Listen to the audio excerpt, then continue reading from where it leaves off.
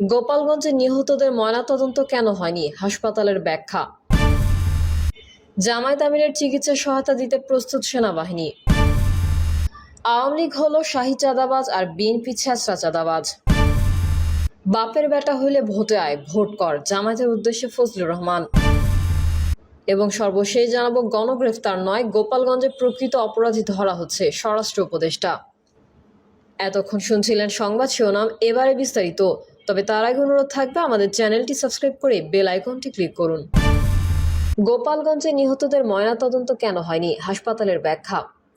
গোপালগঞ্জে জাতীয় নাগরিক পার্টির সমাবেশ ঘিরে সহিংসতায় নিহতদের মরদেহ ময়নাতদন্ত ছাড়াই পরিবারের কাছে হস্তান্তর যে খবর বিভিন্ন সংবাদ মাধ্যমে প্রকাশিত হয়েছে বলে তা সম্পূর্ণ ভিত্তিহীন ও অসত্য বলে দাবি করেছে গোপালগঞ্জ জেনারেল হাসপাতাল কর্তৃপক্ষ।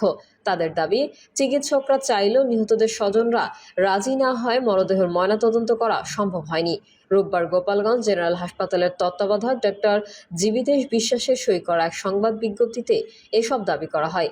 বিজ্ঞপ্তিতে বলা হয়, গত 16 জুলাই গোপালগঞ্জ জেলায় অপ্রত্যাশিত ঘটনায় নিহত ব্যক্তিদের লাশ ময়নাতদন্ত না করার বিষয়ে কিছু সংবাদ মাধ্যম, সামাজিক যোগাযোগ মাধ্যম ও নিহত ব্যক্তিদের আত্মীয়স্বজনদের বক্তব্য 250 শয্যা বিশিষ্ট জেনারেল হাসপাতাল গোপালগঞ্জ কর্তৃপক্ষের দৃষ্টিগোচর হয়, যেখানে উল্লেখ করা হয় যে হাসপাতাল কর্তৃপক্ষ ইচ্ছাকৃতভাবে ময়নাতদন্ত না করে লাশ হস্তান্তর করেন। বিষয়টি সম্পূর্ণ ভিত্তিহীন ও অসত্য। প্রকৃত ঘটনা এই যে, উল্লেখিত তারিখে ঘটনা সংঘটিত হওয়ার পর জরুরি বিভাগে প্রথম মৃতদেহটি আসে।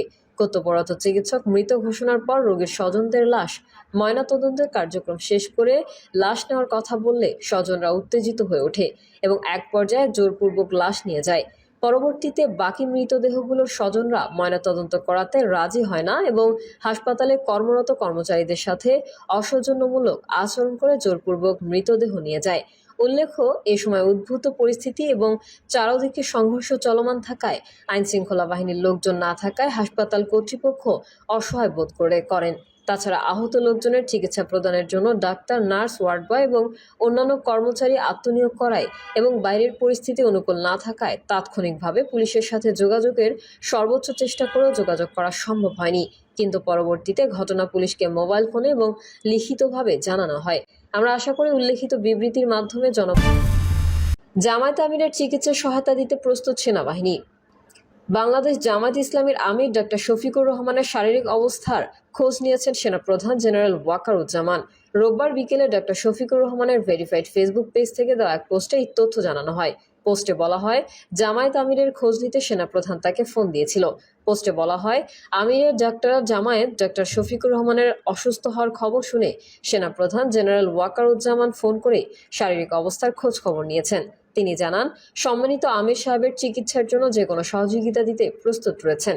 পোস্টে জামায়াতে আমিরের পক্ষ থেকে সেনাপ্রধান জেনারেল ওয়াকারুজ্জামানকে আন্তরিকভাবে ধন্যবাদ ও কৃতজ্ঞতা জানানো হয়। এর আগে শনিবার দুপুরে রাজধানীর সোহরাওয়ার্দী উদ্যানে অনুষ্ঠিত জাতীয় সমাবেশে বক্তব্যের এক পর্যায়ে হঠাৎ অসুস্থ হয়ে মঞ্চে পড়ে যান জামায়াত আমির।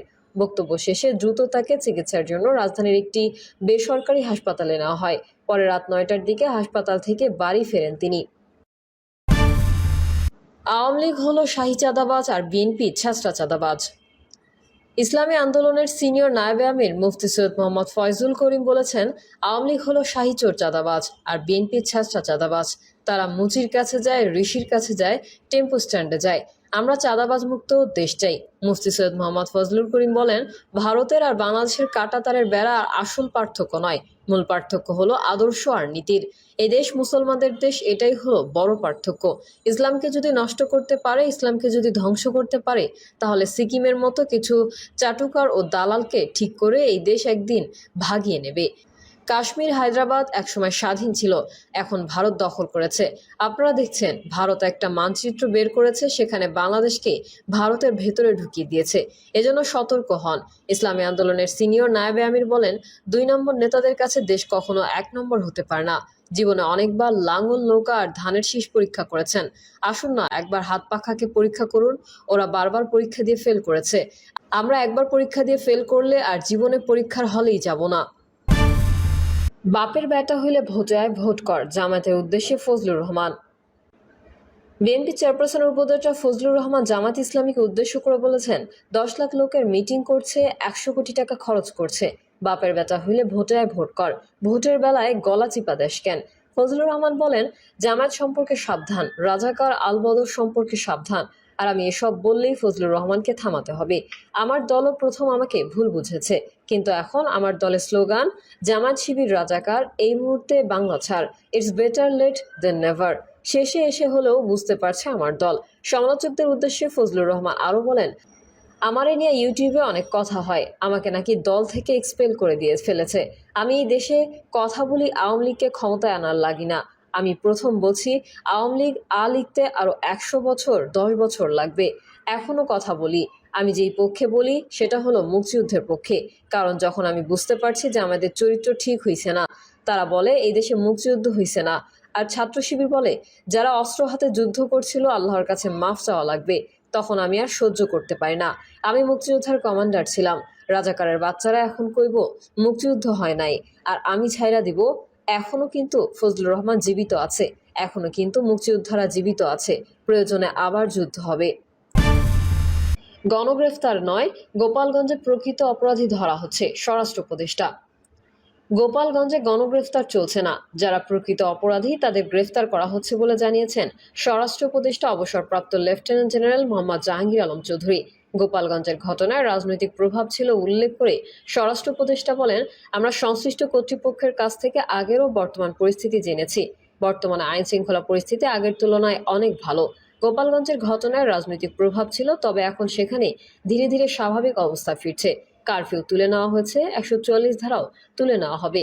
আওয়ামী লীগের হরতাল প্রসঙ্গে জাহাঙ্গীর আলম বলেন, অন্য সময়ের তুলনায় এবারের হরতালগুলোতে নাশকতার মাত্রা অনেকটাই কম। আমরা সহনশীলতা ও শৃঙ্খলার মাধ্যমে পরিস্থিতি নিয়ন্ত্রণে আনতে সক্ষম হয়েছি। আমরা চাই গণগ্রেফতারের সৌন্দর্য বজায় থাকুক। সবাই মত প্রকাশ করবেন, তবে যেন কেউ অশালীন ভাষা বা আক্রমণাত্মক আচরণ না করেন। তিনি আরো বলেন, মিথ্যা বলে গণতন্ত্র হয় না, সত্যি কথা বলতে হয়। কেউ অন্যায় করলে গ্রেফতার হবে, কিন্তু যারা নির্দোষ তাদের জন্য হয়রানি না হয়। গোপালগঞ্জে শিশু গ্রেফতারের কোনো তথ্য আমার কাছে নেই। আগের মতো গণগ্রেফতার নয়, এখন শুধু প্রকৃত অপরাধীদের ধরা হচ্ছে। প্রিয় দর্শক, এই ছিল এখনকার সর্বশেষ সংবাদ। আপডেট ও সংবাদ পেতে চ্যানেলটি সাবস্ক্রাইব করে বেল আইকনটি ক্লিক করুন। কমেন্টে আপনার মতামত জানিয়ে আমাদের সাথেই থাকুন। ধন্যবাদ সবাইকে। আল্লাহ হাফেজ।